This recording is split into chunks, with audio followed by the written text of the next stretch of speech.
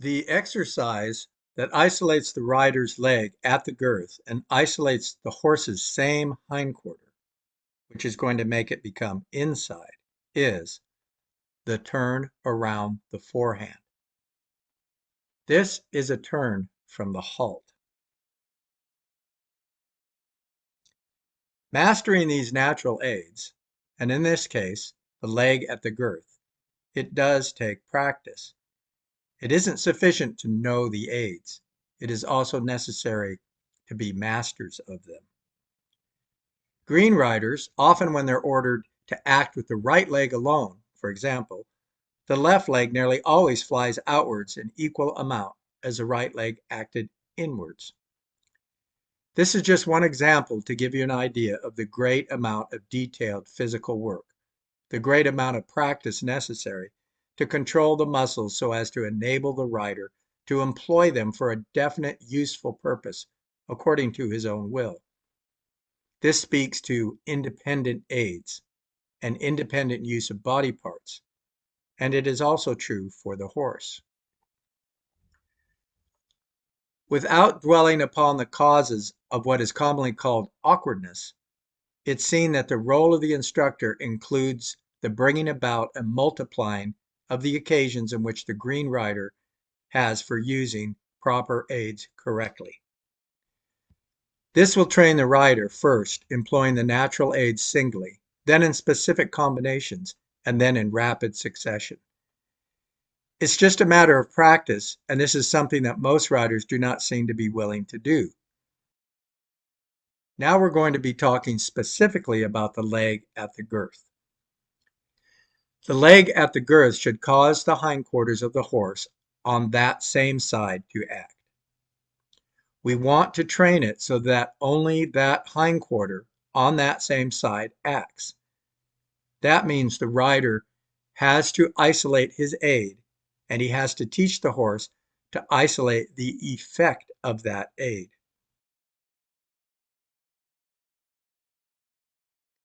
The exercise that isolates the rider's leg at the girth and isolates the horse's same hindquarter, which is going to become the inside, is the turn around the forehand. This is a turn from the halt, from a halt. It's a calibrating exercise. It helps riders and horses coordinate and get themselves together so that they are operating together, teaching them the effects of the one-sided aids.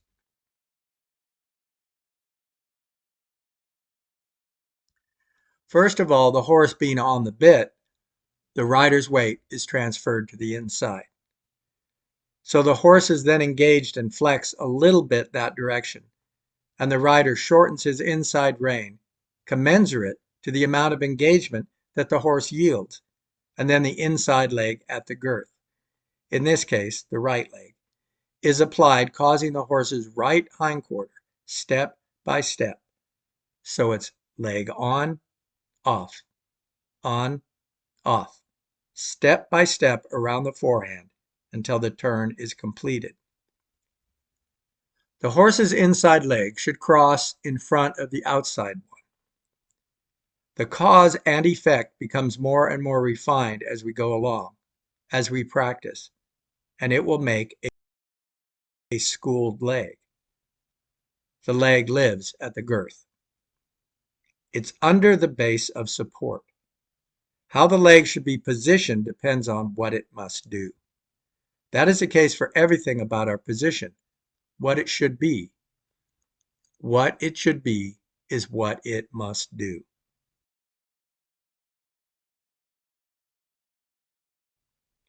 As Major Lindgren and his teachers said, the correct seat is the basic prerequisite for the application of all aids.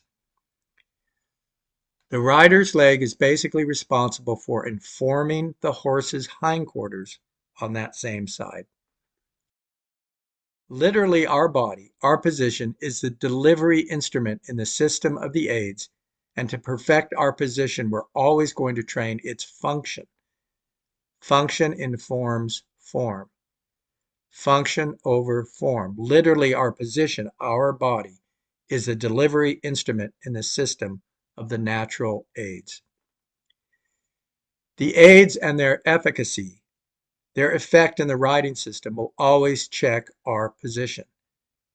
Checking the function of the aids will always keep our position in check. Practicing the aids will perfect the rider's position and will calibrate them to the horse's response.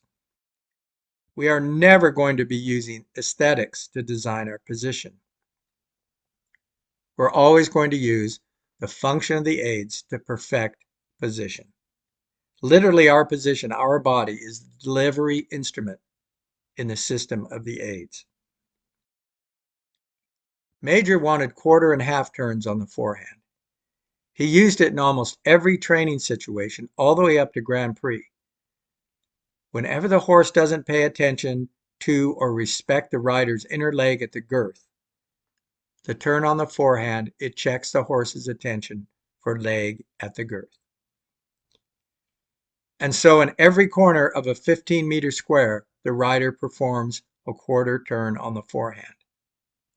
Quote, observe that the rider keeps the horse straight in the entire neck, that the rider can hardly see more than the horse's inner eyebrow and nostril, if there is any inside position, that the influence and efficacy of the outer rein keeps the horse from collapsing in the base of his neck and bulging out his outer shoulder, that the rider uses his inner leg at the girth, close to the girth, that if needed, the rider carries his whip in his inner hand, prepared to use it on the horse's flank if the horse blows off his inner leg, that the rider keeps the horse thinking forward through the whole turn, that the rider, through the turn, keeps the horse's jaw and poll supple with a discreet play of the bit.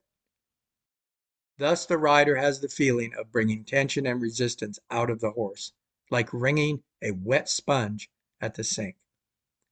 Sensitive interactions among the motivating inner leg, the receiving and regulating outer hand, and the loosening, suppling inner hand, all in the context of forward thought and connection, root out many points of resistance through the length of the entire horse.